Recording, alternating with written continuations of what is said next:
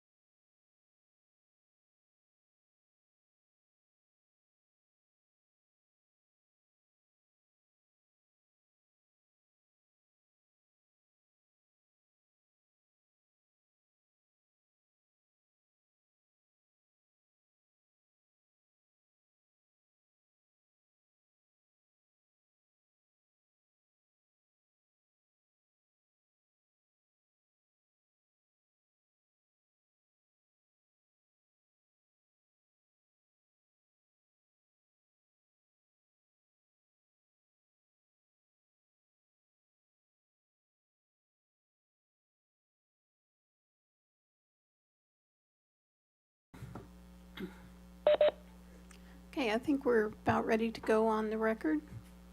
This meeting is being transcribed and summarized. Good morning, or afternoon now, I guess. My name's Nancy DePel. I'm the regulatory law judge assigned to this matter, and we're here today for a rulemaking hearing in Commission Case number OX-2026-0047. This is in the matter of the proposed amendment of the Commission's Rule 20 CSR 4240-13.055 relating to the cold weather maintenance of service rule. This is a rulemaking hearing, so it is not like our typical contested evidentiary hearings. The witnesses or commenters are not sworn, and anyone can provide comments. You don't have to be represented by an attorney to do so. Our rule basically says that supporting comments will speak first and opposing comments next, but given that this isn't really a complicated matter, I think you can just give any comments you have about the rule at the time you come up to speak. I'm joined by the commissioners today, and our court reporter is online, so I would ask that anyone that would like to speak, be sure that you speak into a microphone and that the microphone is turned on. Also, it would be helpful if you can identify yourself when speaking. Are there any questions from anyone before we get into comments? All right, I think we're going to skip basic entries of appearance since we don't really need attorneys. If there's attorneys present that want to make their presence known on the record, you can speak as if you're giving a comment. We'll start with staff. Good afternoon, Scott Stacy for staff. Afternoon, Judge and Commissioners. The purpose of this amendment is the Senate Bill 4 developed a new statute for cold weather, and within it changed the hourly time from 24 hours to 72 hours, and therefore the regulation 20 CSR 4240-13.055 is required to be changed to reflect the new law from 24 to 72 hours. Also, our staffs filed their comments on October 31st, 2025, and within that it also indicated its support of the proposed amendment and a proposed edit of the removal of section 14F4 and 14G. However, after looking back at the rulemaking that was published, it did not reflect those two portions, and therefore we're going to remove that part of the comment and make that change later in another rulemaking. Staff has reviewed the comments submitted by Evergy, and staff said we could do that, or we can be okay with that change. However, we would rather just leave it as is or adjacent service area. Consumer Counsel, staff does not agree with their removal of statutory language as that is required in the statute. So therefore, we're leaving it in the rule. OPC staff is in agreement with changing handicapped to disabled as suggested by OPC in section 3A and 3D, and agrees with adding or 60% of the state median income in section 1, subsection E. However, staff does not agree to the removal of the audit language in paragraph 1E or section 1E or the other suggested changes submitted by OPC at this time, because the rulemaking is to amend the cold weather rule and not to add in the hot weather rule. And if we did something like that, it'd be too substantive of a change that was not brought into the publishment of the rulemaking. Thank you. Thank you, Mr. Stacy. Are there any questions from the commission? Not seeing any. Would OPC like to go next? Yes, thank you, Judge. Jeff Mark of the Missouri Office of Public Counsel.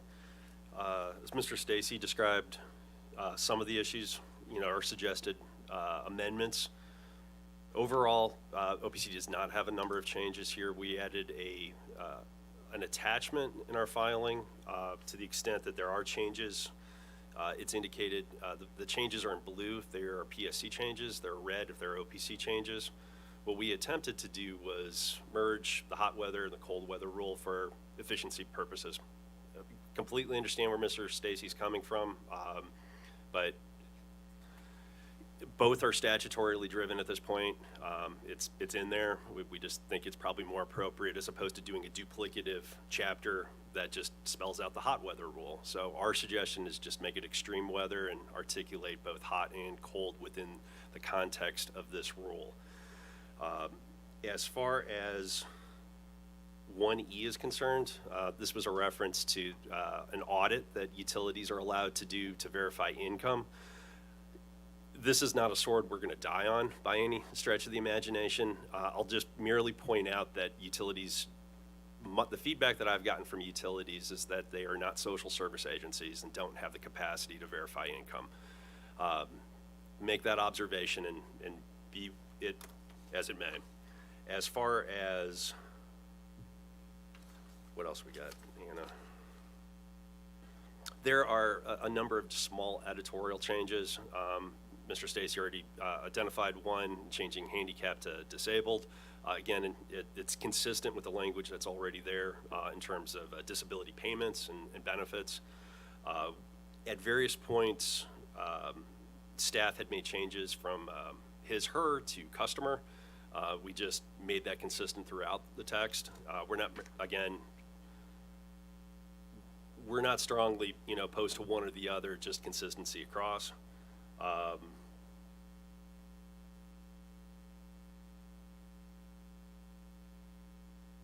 I'm sorry, 1 second.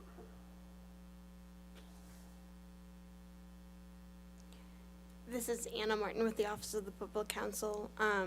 To be a little clearer about when we added in the hot weather provisions, basically what we did is we took what was already there for the cold weather provisions, copied and pasted the language, but switched the situations to where the hot weather rule would be in place. So the dates for the hot weather rule are June 1st to September 30th, and I believe it is 95 degrees or it's above 95 degrees.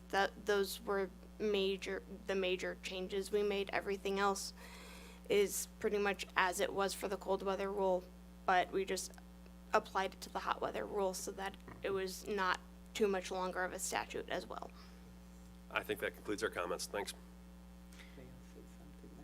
Thank you. Yes, are there commissioner questions, So, comments? for clarification on the hot weather rule, as I was the author, the sponsor, and the passer of the hot weather rule, the temperature is 95 degrees with a heat index of 105. Okay. Thank you. And we could add that we were trying to keep it shorter, but I do acknowledge that it was heat index as well. Thank you. I just want the credit, that's all. I just wanted to say that. Thank you. Are there any other commissioner questions or comments? All right, thank you. Mr. Kaufman, would you like to go next? Yes, thank you. May it please the Commission, John Kaufman with the Consumers Council of Missouri.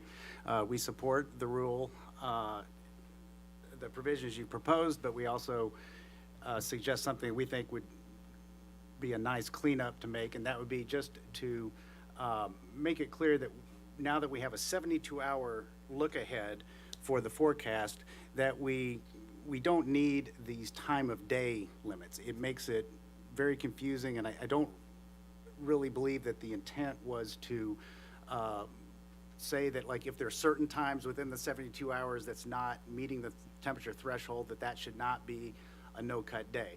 And I'm sure Commissioner Coleman will will know the legislative history better than I, but I think that the original cold weather rule came about, and the idea of having a 6 a.m. time, it was a one-day daily moratorium. We wanted to pick a time before the trucks rolled out, and we had that time. And then when the hot weather law was adopted, I think that the drafters there looked at that 6 to 9. They said, well, the hottest part of the day is during the day, so they extended it to 9 p.m. But I don't know that there was really any thought to that. And then this year, when the legislature passed a cold weather law to match it back, I think they just took that time. But it doesn't really match up with the concern of cold weather, because often the coldest temperatures are before 6 a.m. And we simply think it would be cleaner just to say, if it's a 72-hour look ahead for whether the forecast is freezing or not, that it be all 72 hours of the forecast, rather than just certain hours. It would, if you do 6 a.m. to 9 p.m., then you're only looking at 45 hours within the 72 hours. And I don't know that really serves the processes of most utilities as they work, and it's confusing to explain to people how that works. Staff, I guess, suggested that this was somehow in violation of the statute. I don't think it is at all. I think that otherwise, why do you even have rulemakings? There are two provisions in the law that clearly allow the commission to do this. One is just the general jurisdictional statute. The last subsection of the jurisdictional statute gives the commission very specific authority over any of the conditions of rendering service, disconnection of service, or reconnection of service. And then in the new cold weather law itself, the last provision says that this also allows the commission to adopt rules that go beyond it. In other words, in any other can prohibit disconnections in any other applicable situation. So I don't think there's any question that the commission has the legal authority to go beyond the rule. And here we're just suggesting a very small expansion, just one to make it clear that it's all 72 hours. But that, and the language is in our comments if you are so inclined to adopt it. We're also supportive generally of I think what the Office of Public Counsel is proposing to do, combining. I think it would just be it would make logical sense for people looking up the rule to have one place where you could see both the cold weather and hot weather protections in one place. I would note another thing that could come up in the future if the commissioners are focused on the hot weather, which I think is a very important law, and one that that's where most of the deaths occur, is older people during the summertime living alone in these hot weather periods. And the heat index sometimes comes into play, but I've become concerned with some things we've been hearing from the National Weather Service. So when you defer in a regulation to the National Weather Service and their designations, that can somehow, it can create a problem when they change their rules. And this was, I think 5 years ago, the National Weather Service said that they were going to eliminate the heat index as something that they tracked and made recommendations for, or they were going to not do heat alert, they were not going to do heat alerts. And so you might look at that going forward, if in case the National Weather Service changes the way that it gives advice and warnings about heat, you might want to make sure that your rules are keeping up with that and not using terms that they're using in a different way or changing the terms. But I think we'll probably just have to react to that when that happens. But the heat alert or heat index may be becoming something else in the future. That's all. But I don't think that's relevant to this rulemaking today. Just an aside, sorry. Thank you. Are there any commissioner questions or comments? Mr. Kaufman, hearing your comments and trying to look at the statute is unusually clear about the times. So what was your rationale for us removing those? I'd refer you to subsection 3 of the law there, on the bottom. But that doesn't give us the authority to ignore the statute. I believe it allows you to provide greater protections than the law allows. In addition to 386-250. in other applicable situations, not those specifically listed.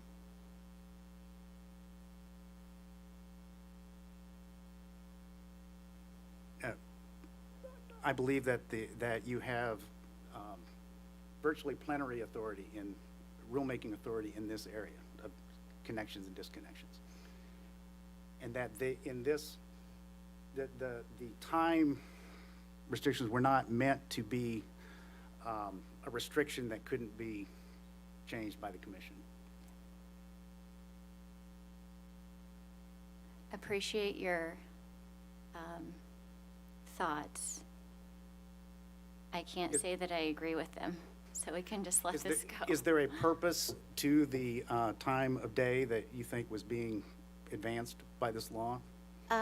Well, where there is when there is ambiguity, but in this case there's not. The times are in there very clearly. This is not ambiguous.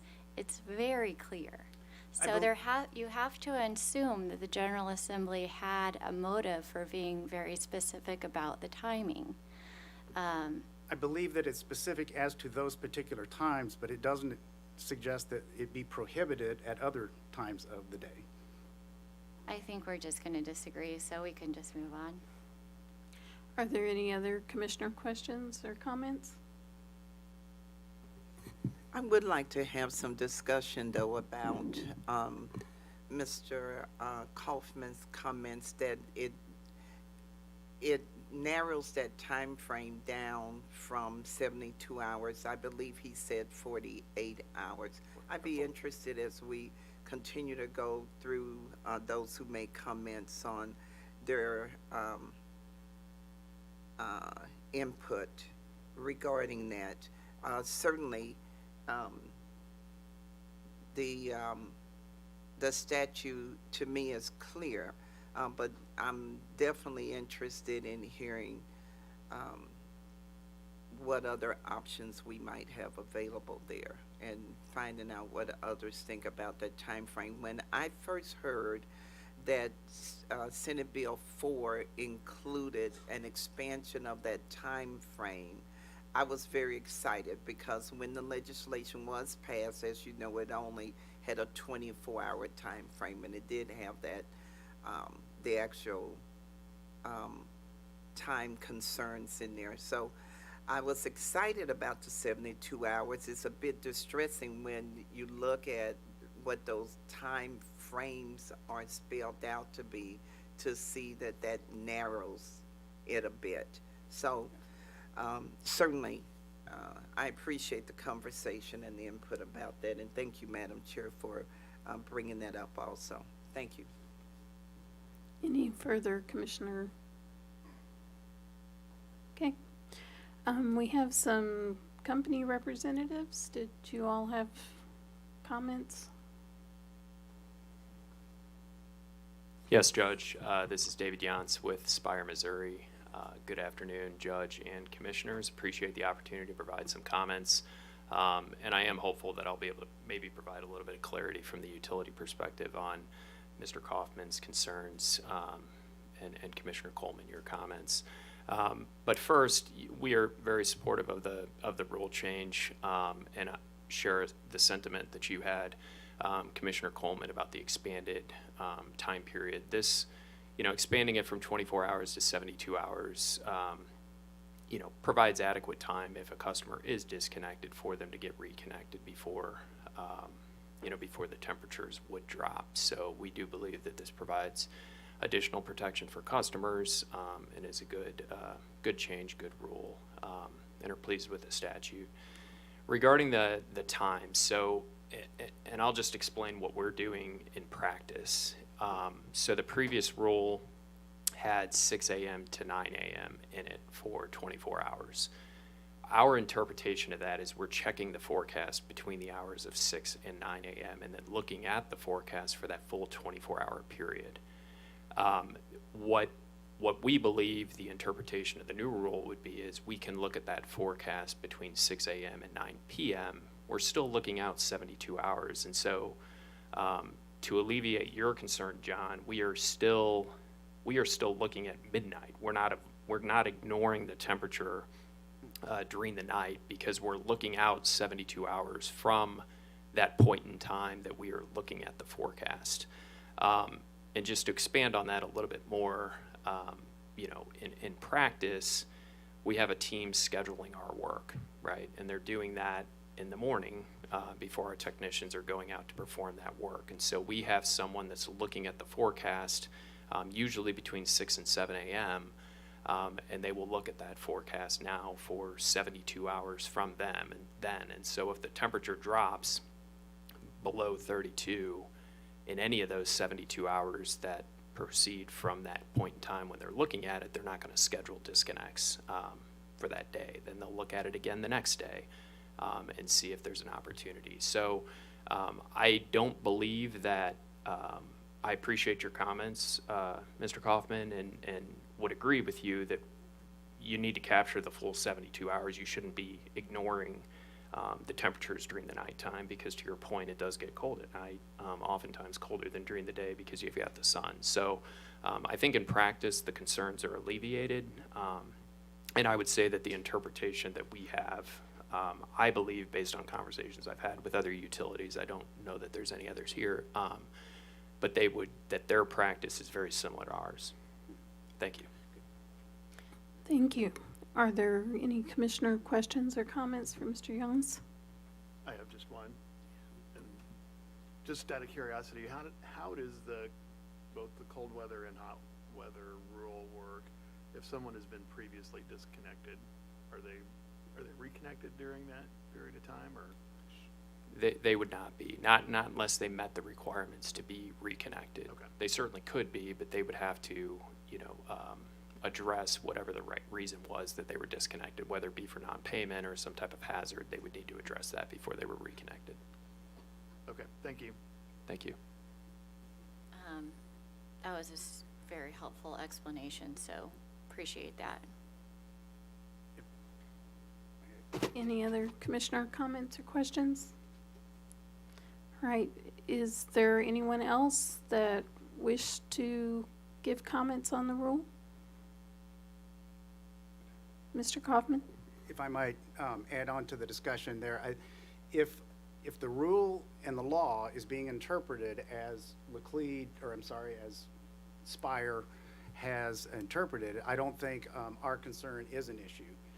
But I suppose it is ambiguous, because when we look at it, we read the time of day restriction as to be look at over the 72-hour period, but only during those time periods for each of those 3 days. If in fact you interpret the law and this rule to be, that's when you're checking the forecast. In other words, if the 6 a.m. to 9 p.m. period is as Spire's, that's when you look at the forecast for the next 72 hours, well, then that would be, I think, okay for us. But I think it's ambiguous, and so if that's what the commission also believes, and they can clarify that in the rulemaking, that would be very helpful and would probably eliminate our concerns. Thank you. Are there any additional comments? Commissioner Coleman, you had something else? Thank you. I'd also, I appreciate your comments, Mr. Jans. Thanks for that information, because I also believe that the utility companies are looking ahead. And because I know that they were looking ahead during the 24-hour period. The language does matter. I understand where you're coming from, Mr. Kaufman, but I do have confidence that the utilities are paying attention to that. In answer to Commissioner Mitchell's question, just for the little bit that I know about connections and disconnections, because it has been a few years since that legislation was passed, the hot weather law. When I did study it a lot, it's my understanding with both the hot weather law and the cold weather rule, a disconnected customer is not able to be automatically reconnected unless they've set up the plan in advance of the cold weather rule when it goes into effect, on, is it October 31st or November 1st to March 31st? And then in order to get on the cold weather rule or the hot weather rule during that specific time frame, they must have their bill paid in full or arrangements made with the company, and then the company allows them to be able to participate in the rule or the law. Now, that's been a long time since I had to think about that, but that's what I remember.